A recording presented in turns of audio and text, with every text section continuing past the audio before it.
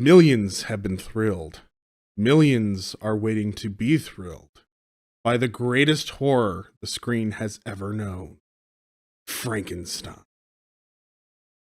Today we're watching 1931's Frankenstein in our series on the Universal monster movies and diving into the goods, the bads, uglies, and the iconics. So go ahead and join DJ, my silent but deadly co-host, and I. You wish I was. As we watch 1931's Frankenstein. Enjoy. Here we go. Okay. So we just finished watching 1931's Frankenstein. And boy, howdy, was it an interesting film for sure. We're going to go ahead and we're just going to get right into it. The goods, the bads, the uglies, and the iconics. Then we're going to talk a little bit about what we would do in the time it was made and what we would do to modernize this classic piece of cinema. So, DJ, the good. Honestly, it's a pretty fun film. Like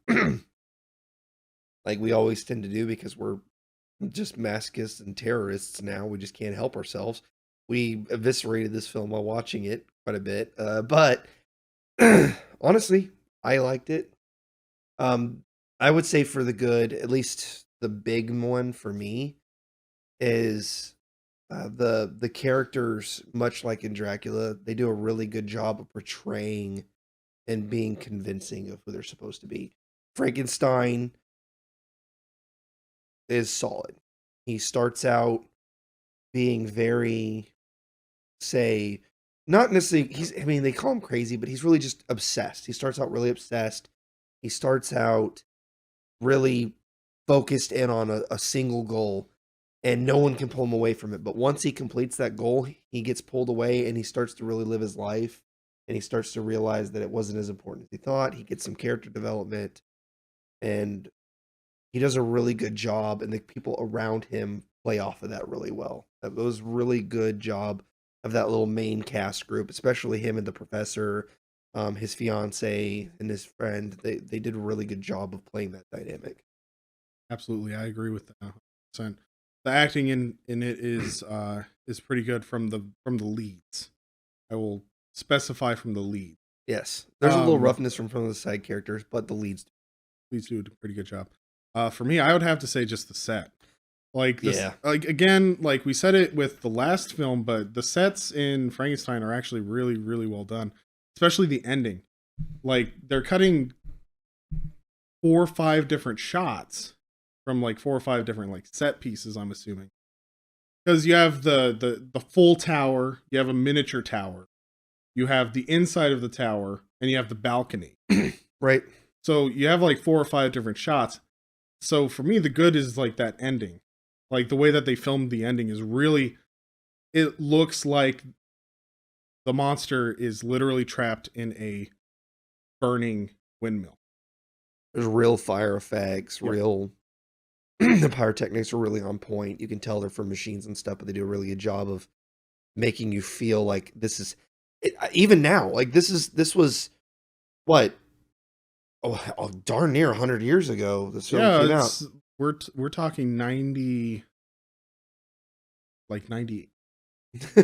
Well, Yeah. 80. But Yeah, like it's been a long time, and right. the effects still hold up. Like the pyrotechnics, I didn't feel pulled out of it. There were a couple just little shots where there's a little camera blur or a little bit of a motion blur on it, but for the most part, it's very convincing. The set feels like legitimate danger. It was really well done. It really does feel like it is burning down, and it's progressively is quickly catching fire and progressively catching fire. It's not an immediate thing, and it's not so slow that you don't really believe it. It feels the stakes are very, very high, and also Boris Karloff as the monster just nails the ending. I actually felt horrible. Like I didn't feel horrible. How do I describe it? Like you empathized with him. I empathized with him. I felt horrible for the monster being trapped in a burning Yeah, I have one for the iconic that goes with that. Yeah. Okay, so for bad, how about you go first this time? Bad. Okay. The actress who plays the main love interest, Mm-hmm. I did not care for. Okay. She is probably, of all the actresses and actors on screen, probably the. And it's not like to say that she's like absolutely terrible and things like that, but She does feel out of place. It feels out of place. It feels really odd. Her performance is pretty wooden at times. It's very clear that when she's not talking to a person, she cannot emote properly. When she's making her statements and they have moved Frankenstein out of the picture so that they could just focus on her, it feels like she's monologue, not like she's talking to a person. To be fair, well that might have been how it was filmed too. I would say in a little agreement to that as well. I really like when she played against the friend. Like they had a really good dynamic. Oh, they had great chemistry, and that was the thing too. Like we joked that they were doing stuff because they had better chemistry than she did with than Frankenstein. Yes, exactly. And the other thing is that it really might just be because she's probably theatrically trained. We talked about this a little bit with Dracula. Some of these guys are theatrically trained. They're not used to working with the camera. But there's literal scenes where she's looking at the camera and not who she's supposed to be talking to, the camera.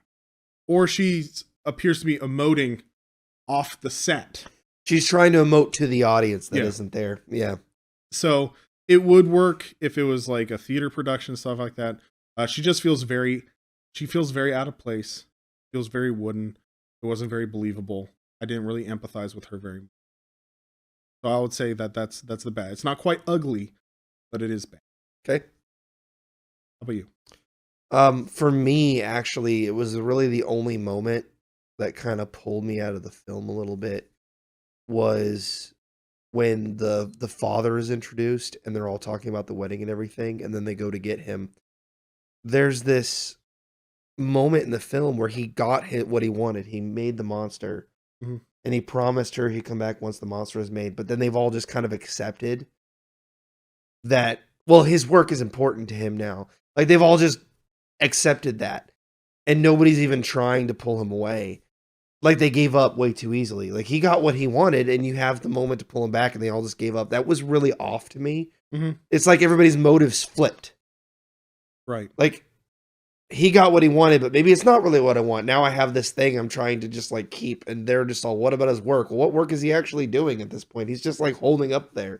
He's like getting sick from being in this like old creaky castle. Now it leads into a great scene later, but it just falls kind of flat when they have this great tension build up for this purpose, and then they just kind of don't do anything with it. And then they flip it back to, oh, we got to get you out of here now, and then it's back. The story's back on track. It was just this weird cut right in the middle of the film that just didn't fit for me. That was it. How about your ugly? What's even worse? Okay, so for ugly, honestly, my ugly, I'm gonna have to do this. My ugly and my iconic are actually kind of two sides of the same coin here. Okay. The acting of the Frankenstein monster is iconic. Absolutely. Boris Karloff nailed it. The jerky motions, the confusion, the learning. He's trying to imitate almost like an infant in a man's body, trying to figure out where they are and everything. The ugly, though, is also the monster. It's like two sides. There's some scenes he's doing this great emoting and great acting, and there's other scenes where he's almost out of place. So when they first introduce him, when he first comes in, it's this great scene where he comes in, he has him sit and stand up, sit and stand up. But then when they get the fire involved, and then like he's getting all freaked out, which makes sense, he starts to move a little too fluidly. Like the actor himself like forgets to be the stiff monster. He starts to actually get real motiontive. And there's a few moments where he's going down and being the stiff, careful thing. And then suddenly he just moves normally when he's basically whenever he's in danger, he like moves normally. Now that might be Or when he intentional. was going down the stairs. Yes, When he went down the stairs, he went down. He just I was walked about down to say it when we were watching it. There's a scene where he's going down the stairs and he is moving fluidly and almost like chipperly down the stairs. Yes. It doesn't really fit so well with his... those moments juxtaposed against the iconicness of the monster is that's a really, because it's about Frankenstein and his monster. That's the big thing. And there's these moments where just the monster is the monster, and then he's just a regular dude in a suit. And those inconsistencies they're bad enough that it causes a little bit of a juxtaposition in the film for me watching it. Those two things just kind of batted against each other a little bit. I would really start to believe in the monster, and then I'd get pulled out of it. Then I'd start to believe in him again, then I get pulled out of it. Up until the final scene, and like the whole final part of the movie is like pretty solid. Right. For me, the ugly, I mean, I could do a similar thing. Two sides with my ugly and my just to kind of keep going with it, because I agree that Boris Karloff is iconic. Like, if you didn't say it, I would have said it. Right.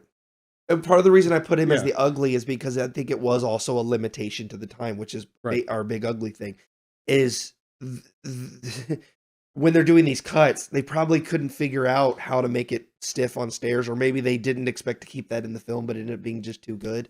It's tough sometimes, but that one just feels like it was a limitation of the film. They were just trying to get in as few cuts as possible, and they just kind of, even if he lost character, they had to keep it. So that's how I feel about that one. So go ahead. All right, so I'm going to do a similar thing. Two sides of cinematography. Okay, good pick. Go for it. Cinematography. I'm going to go with, it's the ugly, but it's also the iconic. The ugly parts of it. There are some really bad jumpy cuts. Yes. When you're in the festival and there's the dancing, suddenly the dancer is 4 feet to the left. When the finale is going on, the shaft falls down on top of the monster and it jerks. And it doesn't look natural. It doesn't look right. There's parts in it where the sound quality and the decisions that the director made don't fit. Right. There is a scene where they're looking for the monster and he's supposed to be far away, but they clearly voiced over Boris Karloff doing the Rah! And as a result, it sounds like he's coming from behind us. Right. Not from somewhere else. It doesn't sound like it's coming from his face. It sounds like it's coming from off in the distance. Yeah. The sets are great. The mountain set is terrible. Okay, like, well, it's a limitation of the time, and juxtaposed against the town, which looks really legitimate. Like, this town, the castle, the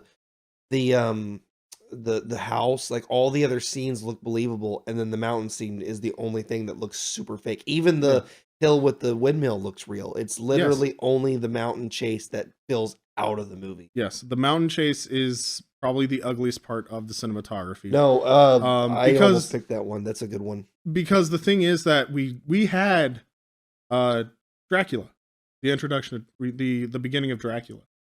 You believe you're not on a soundstage. You're going and there's sweeping hills and the carriage has to go long distances and there's rocks and paths and it feels like you're in the mountains of Transylvania. Right. They could have done it that way. They did not. And they continuously reuse. I think they only had 3 mountain sets for this film because they recycle it and it's so jumbled and it doesn't make sense. There's no real continuity. It doesn't make sense where the people are going. And as a result, because of how small the set was, you don't believe that the villagers have separated long distance to look for this monster. He could be anywhere. They're all in the same place. It looks like they're just a few feet away from each other. Yes, it looks like they're a few feet away from each other. Well, even when they hear Frankenstein, they move, and they get there really quick. Or they purposely go the wrong way. Yeah. To make it look like they're searching high and low for him when he's that's a good in point view. Too. So I would say that that's the ugly. But it's The cinematography also of this film is iconic. For some of the same reasons. Yeah, for some of the same reasons. But the town is an incredible set. The entire set with the laboratory is incredible. They did a great job with the effects. Machinery, the The effects. machinery looks so cool. It looks high tech but low tech at the same time. And the other thing is that there's these shots in the movie that are by themselves iconic. The monster coming through the doorway. Yeah, he came in the doorway backward, but the reveal of the monster is just, it's stunning. The actual backwards thing was actually a cool trick of cinema where it shows the awkwardness of him by also not revealing his face right away. It immediately puts you off. Yes. Something's off about this creature. Right. There's something wrong about him. He went through the doorway wrong. And then he turns around and then you see the bolts in his neck. You see the lesions on his face. You see the stitches. And so you see that immediate, okay, here's the hint. And there's the reveal. Yep. And the sweeping shot of the father carrying his daughter through the town. And the town is slowly turning away from the celebration of the wedding. Celebration to an angry mob demanding justice. That is just an amazing shot. That was a really great scene. That is just great cinematography, great direction, great acting. And also even the part with the little girl with the monster when she's throwing the daisies flowers. and stuff. Like those shots are very well done. So it's like there's so much in the cinematography that is iconic and can stand the test of time. But it's also the ugly because there's so much that it fails in. Oh, okay, so just a real quick to add to that before we move on. The scene with the girl. I should add that to my iconicness of his character. When he's trying to show this character that's confused. Yeah. The interactions that the monster has with the different characters are interesting because he like initially is curious, but he doesn't know his own strength or his own potential. He overexerts and then everybody overreacts. And that's how everyone treats him except for the character who played Redfield before. What was his name? Fry? White Fry? Yeah. I think is his name. I feel horrible if I got that wrong. He deserves to be remembered. He is really good. He is very good. The character Fritz that he plays was really cool because Frankenstein doesn't really mistreat. He's a little rough with him, but he still considers him a friend, and you can tell he has a camaraderie with him. He gets killed by the monster because he's tormenting the monster for fun. He finds it entertaining to torment the monster, and so the monster gets violent and kills him. And so that was an interesting dynamic. But then the girl, that's the opposite. She's very nice to him, very nice, but he still kills her. He doesn't mean to. Well, and you can tell just from the way that the scene progresses that it was an accident. He throws her in, and then he realizes what he's done, and he's like, "Oh crap!" and he runs. Well, yeah, because he's been throwing flowers into the water, and the flowers are floating. So he's like, "Oh, I'll throw her in, and she'll float." He doesn't know that the little girl doesn't know how to swim. Yep, and he doesn't know his own strength, and that he's hurt her when he picks her up. Yep. He literally is just, we're throwing things into the water, and they float, and they're pretty. So he throws her into the water, and she drowns. Yeah. Really, really great scene and great character growth for him and showing that he's not a true monster. He's just ignorant. He doesn't understand anything. And so he's just acting in absolute. And there's that scene where the brains get switched, right? He puts the wrong brain in, but it never makes it clear the wrong brain did anything necessarily to him. It's just, he's just confused and lost. And so it leaves you guessing as an audience, is he evil because of the brain? Is he just confused? Is it influencing his behavior? Or is he just not know any better? And it's a really interesting dynamic and you never really find out. That's that mystery done really well. That leaves it open. So I enjoyed that very much. Yeah, because it's like he has the potential for growth to be normal and to function properly. Yes. But he fails and he is so misunderstood and he's immediately cast. Yes. And then he, Yeah. and then he, unlike we talked about this in Dracula a little bit, where there's these scene develops and stuff with the characters where it leaves some things to the audience that don't really need to be left to the audience. A little confused on. This one does a good job of only leaving the thing to the audience that needs to be. The monster's intentions. It just leaves that open for interpretation, and that's perfectly fine. I like Yeah. that. Yeah, and like I said, Boris Karloff, icon. Definitely. His portrayal of the monster just brings credibility to. Completely. Yep. Okay, so let's move on from there then. Go ahead. Okay, so some fixes that we would take in consideration with the time. So when it was made, 1931, we have the film. And the thing is that this might be a little easier for us to talk about now because we've seen two movies from the same studio from the same year. So they both are under production. They're both being shot. They're both having the editing and everything done around the same time. So it's easy for us to kind of tweak a couple of things and be like, we know the capabilities of Well, the time even a in little bit Dracula, better. so when we did this with Dracula, there were scenes where in the same movie they did a really good job of something and they did the same thing poorly in the same film. Yeah. This one did the same thing. So we talked about the set pieces. The first thing I would have done is that mountain set piece. I would have used the Phil- one from Dracula. yeah. Changed the signs, change a couple of shots. Yep. Change an angle. Yeah, just make it not a sheet in the background of set. Now, I imagine it was probably rushed, which is probably the reasons. So with a little bit more time and patience, yep, I'd fix that scene.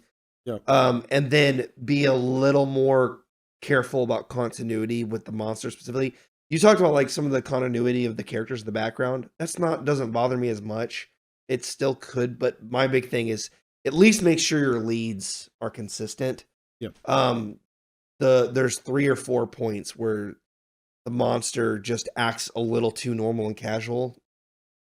Either cut that out, some of them may not even be in there, or just fix them a little, or maybe move up the shot so it's not as like when he's going down the stairs. Don't film his feet, just film his waist up going down. Then he can be kind of funky. Yeah, make him look lumbering and Yeah.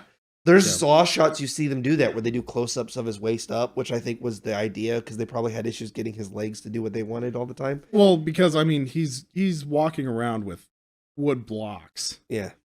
So that's part of the reason that he lumbers like he does, but you're right.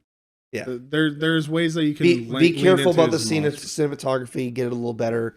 And then to your what about you? Like what I know you the main female lead, you had a problem with her. Yeah, the main female lead wasn't super great, which is a disappointment because like it's disappointing also because the acting in Dracula from the female, like from the actresses in Dracula, was great. Yes. Like, I don't think any of the actresses had any issues with acting in Dracula. But then the only one was that one maid that overacted, and it stood out because it was so unique. It wasn't a problem with the film. Yeah, and the other thing is that it's like the opposite issue. All the maids did great. Yeah. The maids were really good. All the extras did a very good job. They're very convincing. In fact, they play like happy townsfolk and things like that. There's a little bit of goofiness from some of them, which you kind of mentioned earlier, but it still feels believable. Like the town is kind of peppy. That's the point. They're happy. They're in the middle of a celebration. Yeah. One thing, it's a similar gripe to that I had in Dracula. Pacing. The pacing of this film is very jumpy. Yes. Very all over the place, and the mood shifts ridiculously. The mood doesn't fit. Things don't fit into this film. He's going from insane, kooky, I am God kind of thing, right? Like his hubris is overtaken him. He has developed life. And then he immediately has to go and try to kill his creation. And then he immediately is removed from his watchtower and into a wedding. Well, not immediately. That's actually the problem. There's that that was the part I was talking about, the juxtaposed scene where it like fits the two films together. You have the beginning of Frankenstein where it's the classic Frankenstein creates his monster thing. Yeah. That we know that where this comes from. But then the other half is that wedding and then him living his life. Those two moments work fine. but the piece that connects them two together is very short, pungent, and poorly put together. It's heavy exposition. Heavy exposition, heavy Deus Ex Machina, very, very forced. It's very forced. If that moment in between was expanded upon a little more, perfectly fine with it. Those two juxtaposed Frankensteins actually is what makes some of this movie really fun. It's the part that puts them two together that doesn't work so well. That middle act is a little too staccato for me. Yeah. He turns too quick on it. I mean, he does see his friend Fritz gets killed, and so that kind of hits him hard.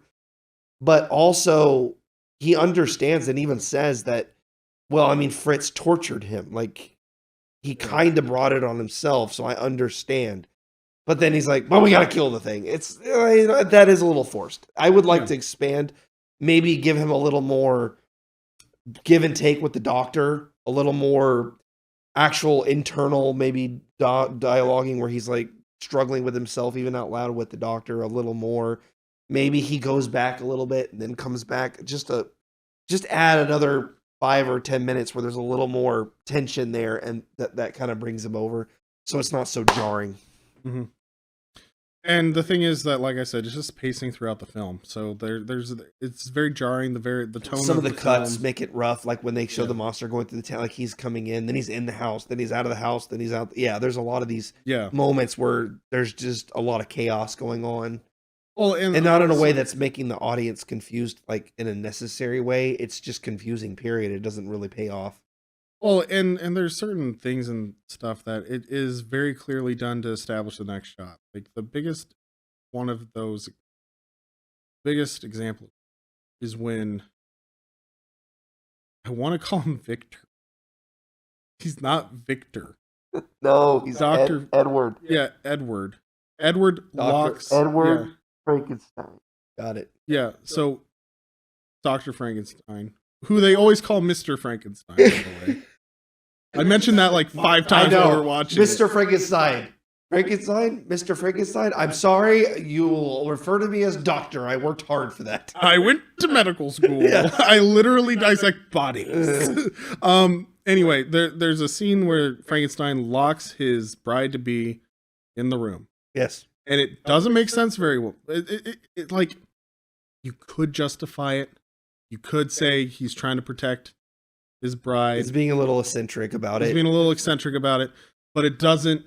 But all it does is set her up to be attacked by the monster without even being able to help her in time. Exactly. Which them going through the house actually makes it cheaper. Had he locked her in the room, and that was just done, and it didn't really lead to anything, it probably would have been less. But because that made the scene possible, it feels forced because there wasn't really any other good reason to do it. I get that completely. Yeah, like there's things that you could do to lock her in that room. She could ask to be locked in the room. Or it'd be an accident.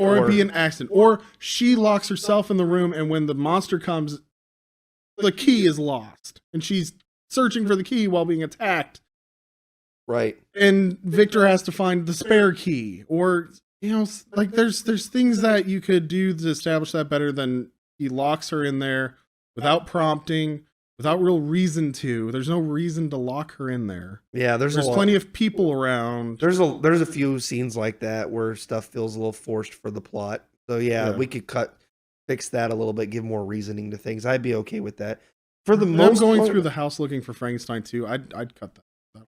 There's some really, like, the movie was really enjoyable overall.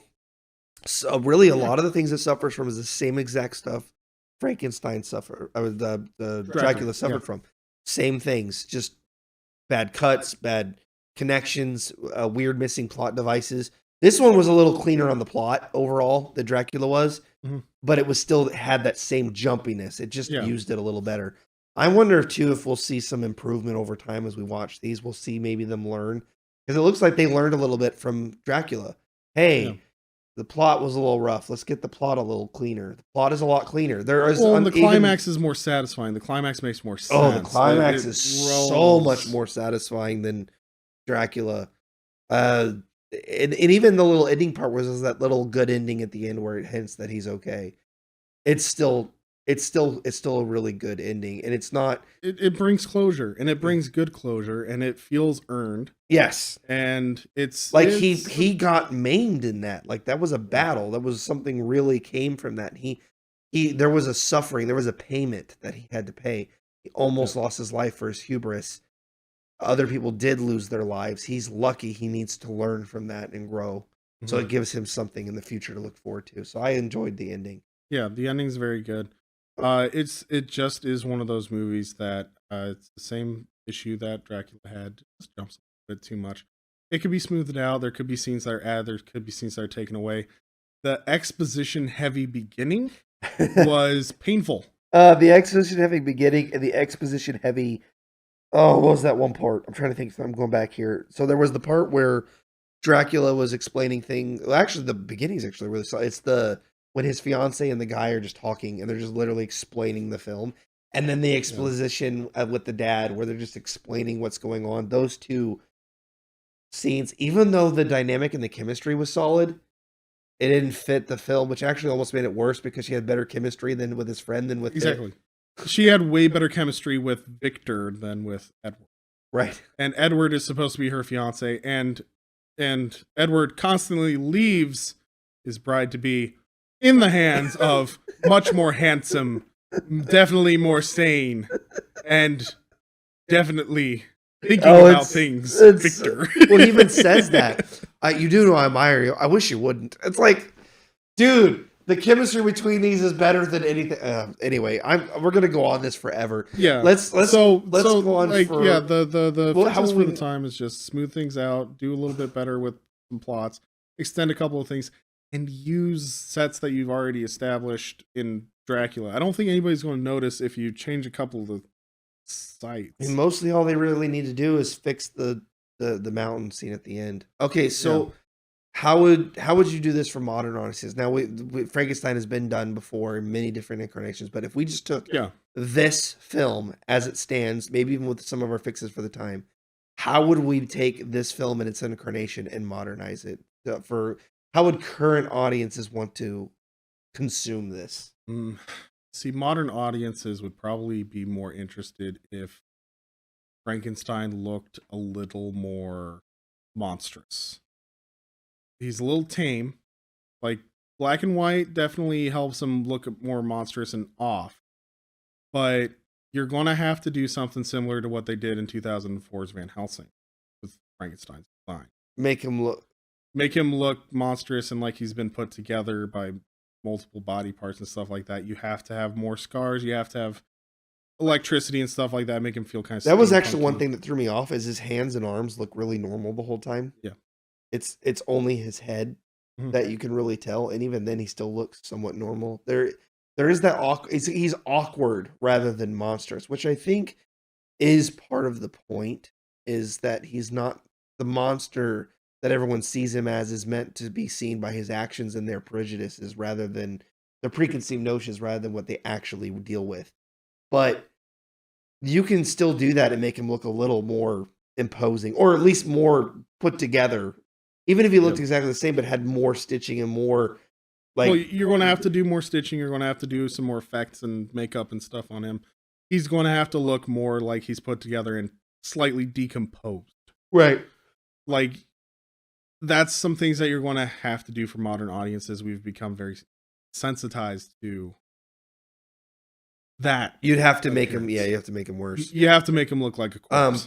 For this one, so for Dracula, one of the things we did is we added like some like not battle scenes, but more like physical tension to it with Mhm. like the other people. This one doesn't really need that because it already has a lot of that. Yeah. So how would you clean it up? Like just make it different, or would we need to change it up? I mean, it's actually I found it quite engaging physically for a good part of it. Yeah. Um, the fight scenes, choreography, and stuff like that could be smoothed out. That's just limitations of the time and things like that. We have much better stunt work now, Mhm. and we have much better graphics and things like that. You are going to have to clean up and change up how you kill Fritz, because the way that they killed Fritz in this one, he screams a little too long, if it makes sense. He's getting strung up and Mm. hung. You're going to have to show a little bit more nowadays. I'm not saying you have to show him like get straight hung, but more of a fight, more of a he is definitely losing. Like a the struggle. rope comes out, Right. and when you hear the scream, Victor I want to call him Victor. I know. Edward immediately reacts and is like, "What is that? It sounds like a dying animal or something like that." No, it's Fritz. We left him alone. Oh, Yeah. you know, and there has to be better action and things like that. Probably in some way, like you would probably have to show somebody finding the doctor when he's dead Instead of just saying it. instead of just saying it. For me, I take some of those same moments, like the death scenes and stuff.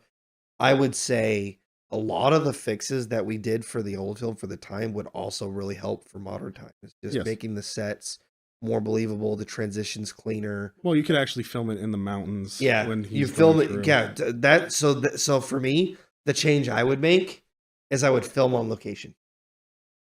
That's like in Germany. That could work. well, even not as in Germany, just actually film like outside and on actual like Well, yeah, villages and- there's plenty of mountains in California. yeah, but you can film Yeah. on location on mountains in villages and real set pieces. I'd film on location for the whole film, and I wouldn't use any stages. I would use an actual village, like to The only set it time up. I would use the stage is for indoor. So when they're doing the house scenes, Mhm. would be the stage. Everything else in the castle, the setup. The other thing I would do is I would make Van Helsing. We watched that recently for another show, and that one, it actually does a really good job of the set pieces there. Where for modern times, that's kind of how I would do it. Like Yeah. the machinery is larger scale, the castle's a little bigger. The effects are spectacular when they're doing the reanimation of the body. We're actually seeing Frankenstein's monster get struck by lightning. Yeah, when he goes into the castle or the windmill and it's burning and everything. The scenes from that, actually, we were watching this, like they kind of reshot a lot of those same scenes and ideas. They just changed the motivations of the character. Mhm. That was really well done. It pays homage to this without copying it directly, and it also doesn't deviate so far that it feels like a bit in the face. It really does a really good job of homaging it. I would really do something similar to that. It's just upscale it, modernize it, clean it up, make it look pretty. But again, a lot of the changes I would make for modernize are the same ones I do for the original. Just make it cleaner in the cut. Yeah, It's make so it much cleaner in the better cut. to do. The practical effects are solid even for the Yep. time. The like we talked about, the fire and stuff at the end, that ending scene of the film is, you could keep that same effects and colorize it, and people may not even really notice much that it's not that old. Like it's just really well done. So there's a lot of that kind of stuff. Yeah, I mean the film still stands up. I'm not gonna lie, it still stands up.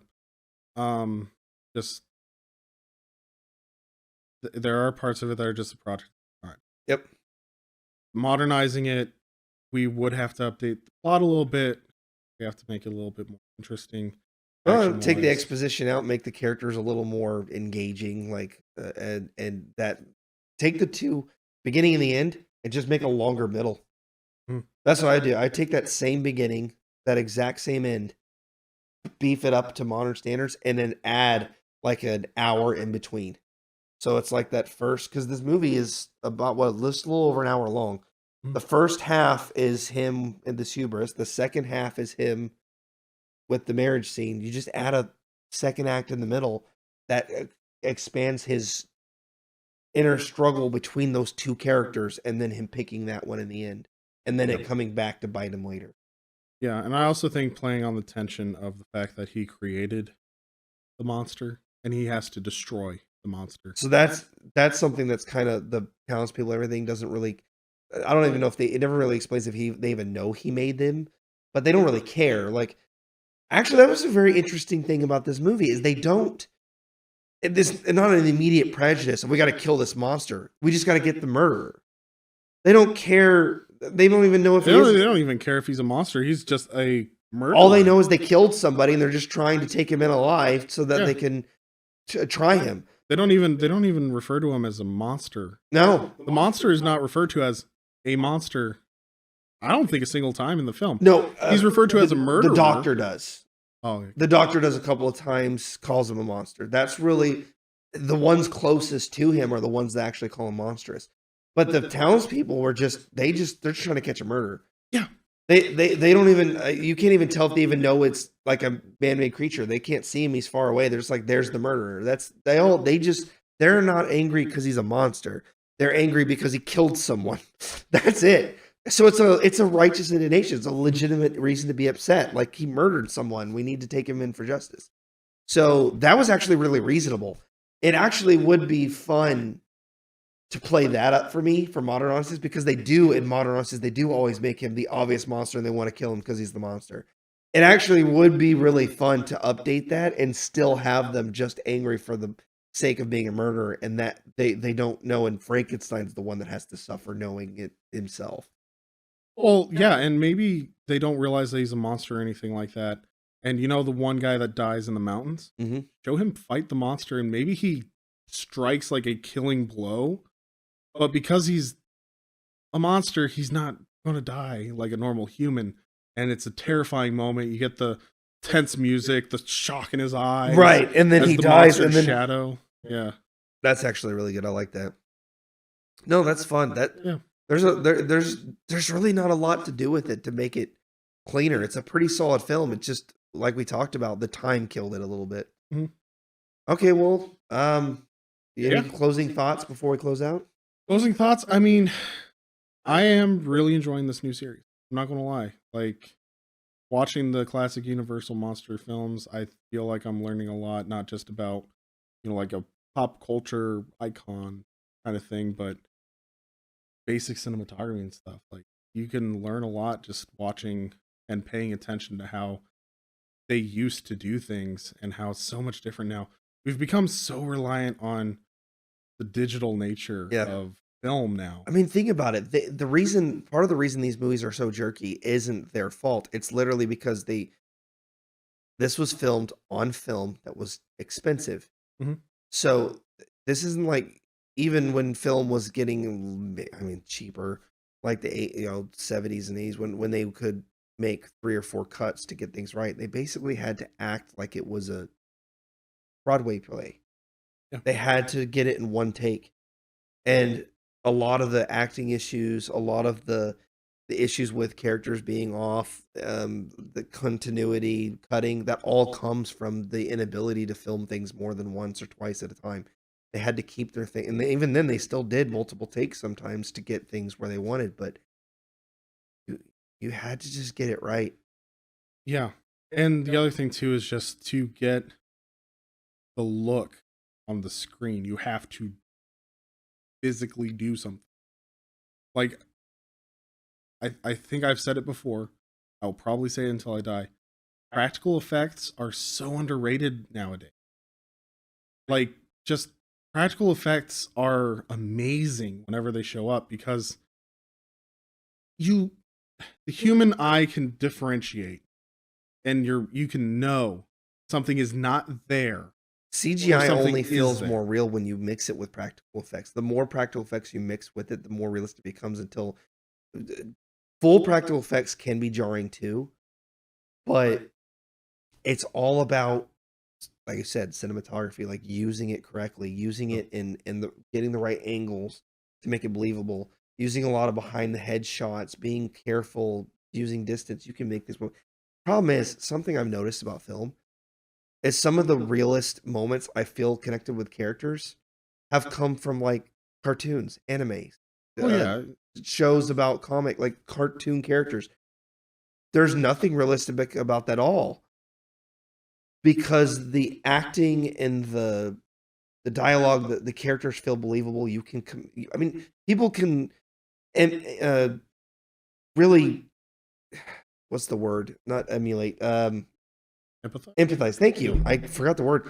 People empathize with characters in a comic book when they don't even talk. It's just written characters on the page. In a book where it's all imagined, well, all you have to do is make the character believable, and we'll forgive a lot If you jar us with heavy CGI or tricking effects, it pulls us away from the character because it's uncanny. It's just awkward. Well, and it doesn't look real. You don't feel the stakes. You don't feel it doesn't feel like it's actually there. Yeah. Like the thing is that think about war epic, like Waterloo. Okay. They used 10,000 real soldiers. When you watch the film, it is an impressive sight. Yep. When the Magi are going up against the Anubis monsters, It's at the CGI end of- versus CGI. yeah, and the stakes don't feel real. They're not grand. They're not. No, and another example I would know? use of this is Baby Yoda. So the Grogu from Mandalorian, it's a puppet. It's a puppet the entire time, and you know it's a puppet, but you still keep feeling like this thing is real in moments, and even the uncanniness. CGI pulls me out the entire time, but the puppet, I start to believe it's real. I mean, we have the Muppets. These things that don't look human at all. They're literally puppets. They look like puppets, and you can relate to them. There's something about that feels, because you know it's a real object. It's real. Well, even think about this. Even though it's a hand in it. Think about this. Yoda between episode 1 and episode 2. When they switched him from a Where they puppet to, switched him from to digital. Mhm. Full CGI. And then he comes back in The Last Jedi as a puppet. Mm-hmm. It's a different thing. It's real. It's on the screen. They are interacting with the thing. When something is fully CGI, it is hard to believe. It's very easy to Unless fall out. everything is CGI. Unless everything's CGI. If everyone is CGI, then it works. But when you try to take it's, you know what's actually weird? I have the same problem with, and we're getting off a little tangent. I might put this in something else, but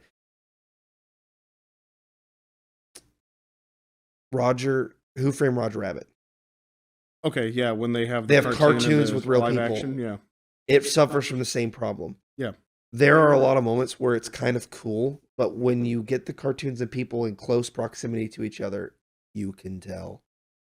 And Well, it yeah, hurts. they're not able to. It hurts. You can have the greatest actor on the screen. If the thing that he is acting to is not there, it's very easy to. But then there's a movie that did this really well, Chip and Dale's Rescue Rangers. Chippendale's Rescue Rangers. It's a really good use of it because they lean into the uncanniness of the CGI. Yeah, they literally have a They have a whole area called they the have- Uncanny Valley. They have a whole bit about it, but Yeah, it works so much better because the technology. But it's not just the technology; it's the cinematography. They Well, do a and- good job of keeping the characters that would look uncanny against each other from being in close proximity to each other when filming. They do a lot of this back and forth. Here's the person, here's the cartoon. Here's the person, here's the cartoon. yeah. They don't. absolutely. There are very few scenes they show them right next to each other. Usually, yeah, it's usually the cartoon interacts with the cartoon. Yep. Like, That's just a use. And when they do put them all together, like in the early parts with the school, they shoot it at a distance, so it doesn't look as awkward. It's or all they about, focus in on each of the Yes. individual students. Like when Chip does his intro and he tries to make a joke, it zooms in on the kids. Yep. And it's like individual kids. You have like 3-4 kids and they're all different and they all interact differently. And then you have Dale. I got him mixed. Is Dale the dumb one? Dale's no. It's not he's the red nose one. Well, yeah, he's supposed to be the dopey one. He's dopey. He's not dumb. Yes. Sorry. He's the silly one. Yeah. Okay, sorry. Chip is a little more serious, but yes. Okay. I'm sorry. I've seen that movie fairly recently. I did not grow up with Chip and Dale, so That's I fair. get them confused. I did. I know which one's which. Do not ruin them. I'm not trying to. I like I'm that just film. teasing Yeah, you. I like that film. Don't get me wrong. But no, Yeah, they did a very good job with cinematography and stuff like that. And the thing is that if you have real people, they usually interact with a real thing. Cartoon interacts with a cartoon. and That unless works. they want to make it look awkward, and then they put them right next to each other on purpose and make it look even more awkward. yeah, to make it funny. And it's it works. really good job. Yeah, That yeah. is a good example of how you could do practical effects and CGI today is by just being careful how you film the characters. Yeah. Star Wars did a good job of when they had like the the Moff Tarkin, he does look a little uncanny valley, but they do a good job of showing him and then showing him.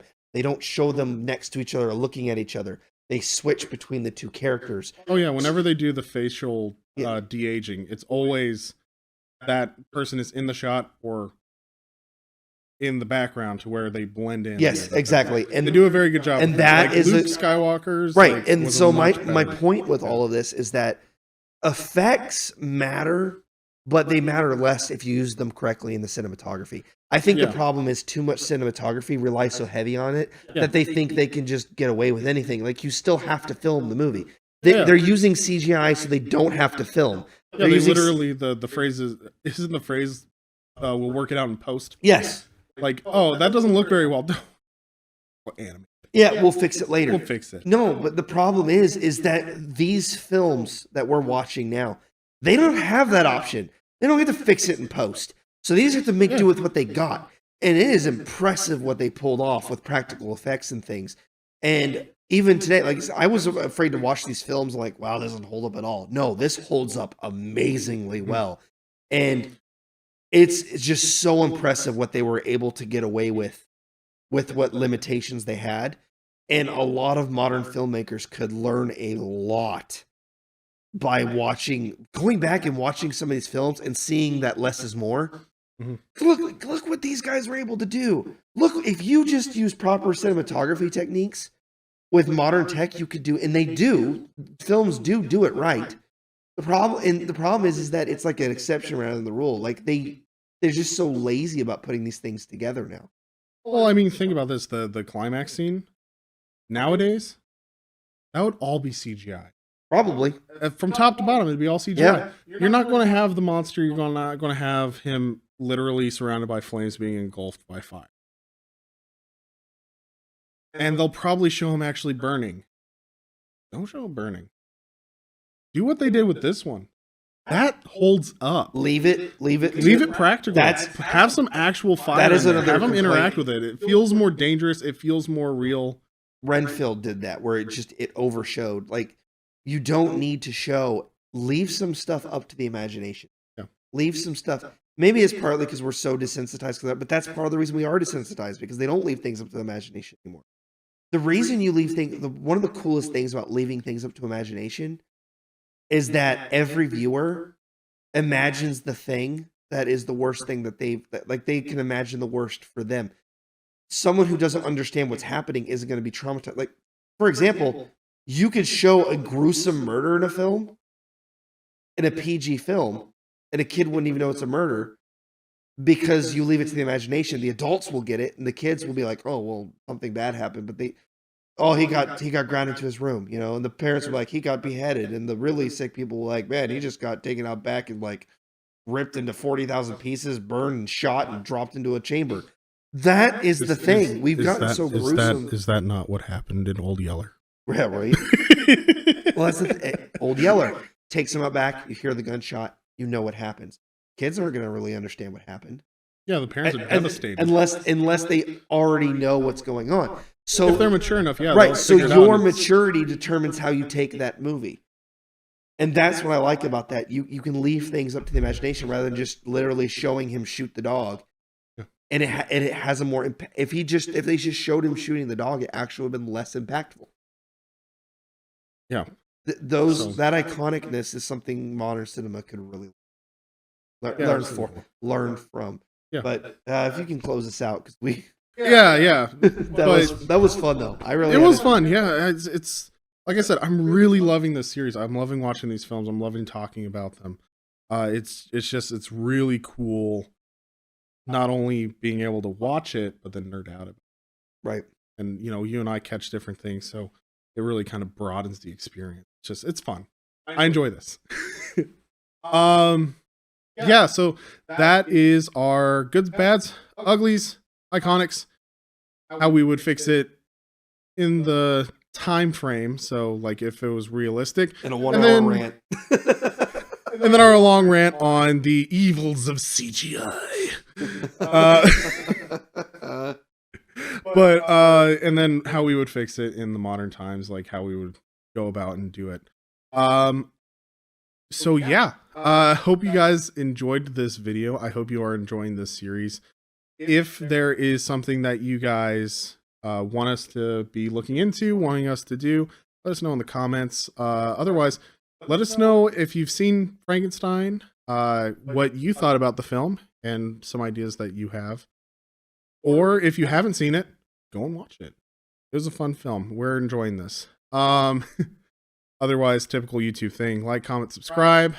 Check us out on Facebook, Entertainment Rebooted. We send out all of our updates, things that we're working on in the channel, hot takes, different things like that.